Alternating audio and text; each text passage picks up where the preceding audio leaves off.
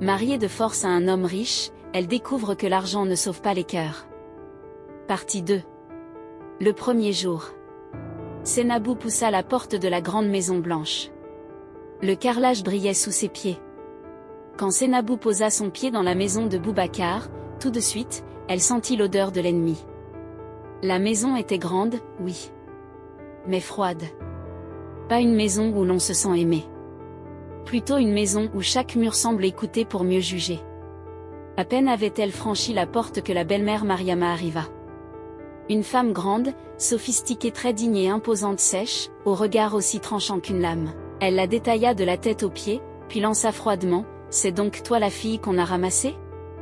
Devant tout le monde. Personne ne dit rien. Même pas Boubacar. Sénabou baissa les yeux. La gorge serrée. Pas de bienvenue. Pas de sourire. Juste du mépris. La belle-mère ajouta, assez fort pour que les voisines entendent: « Il faut bien que les pauvres aussi rêvent d'entrer chez les gens bien. » Et elle éclata d'un rire méchant. Sénabou sentit ses joues brûler de honte. Mais elle ne répondit pas. Elle se contenta de suivre les indications, comme une servante. La chambre nuptiale était jolie en apparence, drap rouge, coussins brodés. Mais l'atmosphère était glaciale. Sénabou, en silence, posa son maigre sac au sol. Son unique robe de nuit. Quelques habits donnés. Ses cahiers d'école, qu'elle avait emportés comme un dernier espoir. Boubacar s'installa sur le lit sans même lui adresser un regard tendre. Il était sur son téléphone, à discuter et rire avec ses amis. Puis il se tourna vers elle, l'air agacé: « Enlève tes chaussures et reste tranquille. Pas besoin de faire ta timide ici. Pas un mot doux. Pas un « comment tu te sens ?» Juste l'ordre sec d'un homme qui se croit propriétaire. Sénabou se sentit minuscule. Sale. Indésirable.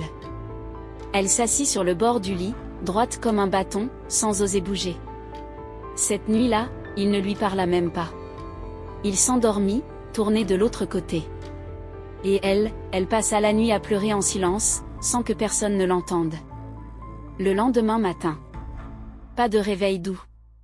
Pas de mots gentils. Un hurlement, debout. C'était la voix de la belle-mère. Sénabou sauta du lit, le cœur battant. Qu'est-ce que tu crois? Qu'ici on dort comme une princesse? Elle trébucha en sortant de sa chambre. La belle-mère la regarda de haut en bas, dégoûtée: Va balayer la cour. C'est tout ce que tu sais faire, non? Balayer. Avec un balai cassé, on l'envoya dehors, sous le regard moqueur de tout le monde.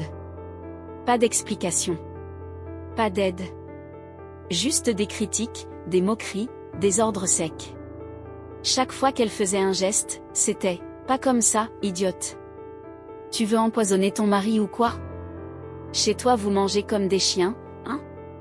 Ses mains tremblaient. Ses yeux piquaient. Mais elle se taisait, parce qu'elle avait appris, depuis longtemps. Quand on est faible, on se tait. Et Boubacar. Quand il se réveilla, il appela: Sénabou. Où est mon café? T'es bonne à rien ou quoi? Elle accourut avec la tasse brûlante, manquant de la renverser sur elle-même.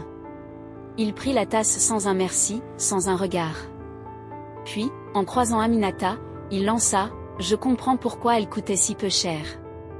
Même pas capable d'être jolie au réveil. Rire. Encore. Toujours. À midi. Elle servit à table. Les assiettes claquaient contre la table. Elle n'avait même pas droit de manger avec eux. Non. Elle mangeait après. Seule, sur un tabouret bancal, dans la cuisine, avec les restes froids. Et si elle osait poser une question? Un regard méprisant. Un soupir agacé. Le soir. Elle espérait au moins, un peu de paix dans sa chambre. Mais non. Boubacar entra. Il sentit son parfum de savon bon marché. Il se pinça le nez. T'as même pas honte? On dirait une servante, pas une épouse. Il la repoussa d'un geste. Dégage. Je dors ailleurs ce soir. Et il sortit. Sans un mot de plus. La nuit. Sénabou pleura en silence. Les yeux ouverts dans l'obscurité. Personne ne viendrait. Personne ne l'entendrait. Dans cette grande maison brillante, elle était plus seule que jamais. Elle n'a pas pleuré, parce qu'elle était faible. Elle a pleuré, parce qu'elle était seule. Et ce n'est que le début. Alors, qu'avez-vous pensé de cette partie? Laissez un commentaire, et abonnez-vous. Parce que la suite va vous briser le cœur.